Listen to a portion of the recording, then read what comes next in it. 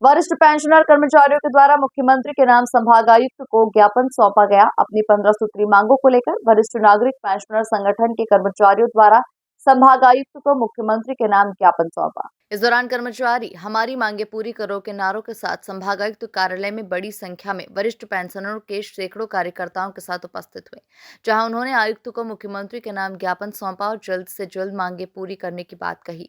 यदि सरकार उनकी मांगे पूरी नहीं करती है तो वे चरणबद्ध तरीके से आंदोलन करेंगे। उन्होंने कहा, हमारी प्रमुख मांगे, जिसमें प्रमुख मांग मध्य प्रदेश छत्तीसगढ़ राज्य पुनर्गठन अधिनियम 2011 की 6वीं अनुसूची को विलोपित कराई जाए, ताकि छत्तीसगढ़ राज्य सरकार से वित्तीय मामलों में सहमति लेने की प्रथा समाप्त हो सके। केंद्र के समान महंगाई राहत भत्ता का भुगतान केंद्र द्वारा घोषित तिथि से ही दिया जाए।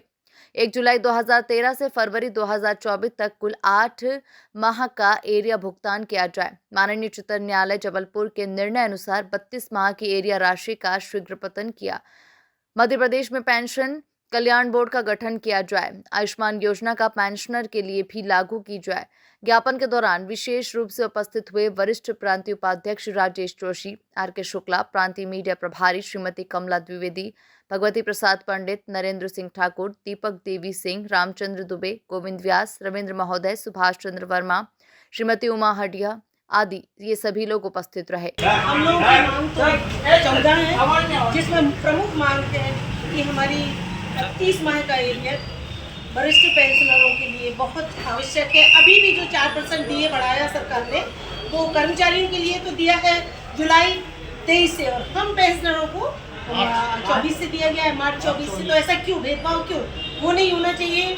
हम लोगों के लिए आयुष्मान योजना का लाभ होना चाहिए, मिलना चाहिए। ये गवर्नमेंट की प्राथमिकता होना चाहिए। बुजुर्गों को पहले इस बात का ध्यान दिया जाए। पहले हम लोगों को रेलवे में भी आरक्षण था, वो भी खत्म कर दिया गया। हमारे माननीय तो फर्स्ट क्लास और सेकंड क्लास में जाते, हम लोगों को सिर्फ 50% का आरक्षण था, महिलाओं को 58 के बाद था, लेकिन वो भी सब खत्म कर दिया गया है। तो ये हम लोगों की कुछ बहुत मांगे हैं। और एक सबसे बड़ी है कि आज 20 साल हो गए हमारे मध्य प्रदेश और छत्तीसगढ़ को अलग की हो, जो 49 की 6वीं सूची में जो विलोपित की गई है, उसे विलोपित करें, क्योंकि उसके अनुसार हम लोगों को उन लोगों से सहमति लेनी पड़ती छत्तीसगढ़ से, और जहां हम छत्तीसगढ़ से सहमति लेने जाते 8 महीने लग जाते हैं। और हमारा पेंशन का जो हमारा एरियर होता है, वो गवर्नमेंट पता नहीं कौन से खाते में डाल देती है। तो वो जरूर है, ये हमारे हक है। महंगाई राहत हम लोगों को समय पर नहीं मिल पाती है, इसलिए आदरणीय प्रांतीय वरिष्ठ उपाध्यक्ष महोदय आदरणीय जोशी जी से चर्चा करें, जो भी है इस बारे में। हमारे वरिष्ठ नागरिक पेंशन एसोसिएशन के प्रांताध्यक्ष महोदय जो दुबे साहब हैं, उन्होंने पूरे अगस्त माह में पेंशन के लिए जन जागरण अभियान की शुरुआत करी है 1 अगस्त से। उसी के क्रम में आज हमने पहला माननीय मुख्यमंत्री जी को हमारी 15 सूत्री मांगों के संबंध में ज्ञापन सौंपा है। उन 15 सूत्री मांगों में एक पेंशन प्रकोष्ठ का गठन भी सम्मिलित है। इसके अलावा जो नियमित कर्मचारियों को एक्स ग्रेसिया डेथ होने के बाद मिलता है, तो पेंशनर्स को भी इसका लाभ दिया जाए, ये भी हमारी मांग की गई है। इसके अलावा हम लोग जो 27 माह का एरियर 6वें वेतनमान में, वो 7वें वेतनमान में 32 माह का एरियर अभी तक हमारे पूर्व साथियों को प्रदान नहीं किया गया, उसके संदर्भ में भी हमने इस ज्ञापन में उनसे मांग की। आज आप ज्ञापन देने आए तो अधिकारी ने क्या किया? अधिकारी ने हमारी मांग को माननीय मुख्यमंत्री जी को प्रेषित किया गया। ऐसा होने के बावजूद भी हमारी सरकार की नीतियों में सोतेलापन महसूस कर रहा है।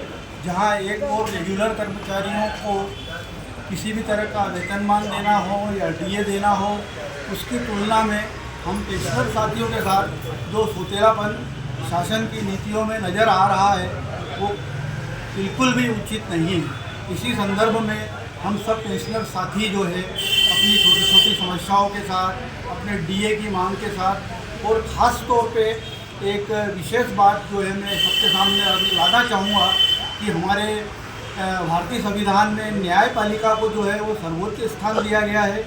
इसके बावजूद भी माननीय उच्च न्यायालय के निर्णय होने के पश्चात भी जो हमारे साथी 30 जून अथवा 31 दिसंबर को सेवानिवृत्त हो रहे हैं, उनके लिए माननीय उच्च न्यायालय सारे के सारे स्वतुओं का लाभ देने के लिए निर्देशित किया हुआ है। लेकिन हमारे वित्त विभाग ने एक परिपत्र जारी करके केवल और केवल एक वेतन वृद्धि का लाभ ही जो है वो दिए जाने के निर्देश प्रसारित कर रखे हैं। तो ये एक ऐसी स्थिति है कि न्यायालय बड़ा है अथवा वित्त विभाग बड़ा है। इस संबंध में जो है हम शासन का ध्यान आकर्षित करने के लिए सारे साथी एकत्रित हुए हैं और अभी हम शांतिपूर्वक जो है हमारे माननीय आयुक्त महोदय को अपनी मांगों के संबंध में ज्ञापन प्रेषित करेंगे। मैं एडवोकेट बीसी जैन। फिर क्या लगता है कहीं ना कहीं केंद्र सरकार ने बजट मांगा उसमें क्या आप संतुष्ट हैं? बजट का जहाँ तक सवाल है उससे मैं तो राजनीतिक बजट ही कहूँगा उसे शुद्ध रूप से, क्योंकि हम पेंशनर्स के हित में कह लो या कर्मचारियों के हित में कह लो, हमें कोई स्पष्ट या प्रत्यक्ष लाभ दृष्टिगोचर नहीं हो पा रहा। आगे आपका क्या रुख रहेगा अगर सरकार आपकी मांगे नहीं मानेगी? देखिए, हम सब शांतिप्रिय भारत के शांतिप्रिय नागरिक हैं। जो है वो अपने आंदोलन की जो है वो अलग अलग श्रृंखला एक के बाद एक होती जाती है। तो उसी क्रम में अभी हम शांतिपूर्वक, निवेदनपूर्वक, प्रेमपूर्वक जो है वो सभी को सादर नमस्कार, सादर अभिवादन करके हम अपनी समस्याओं को जो है अवगत कराते जा रहे हैं। यदि इसके बाद भी नहीं होगा तो वो एक कहावत है कि सीधी उंगली से घी नहीं निकलता तो टेढ़ी करना भी आती है।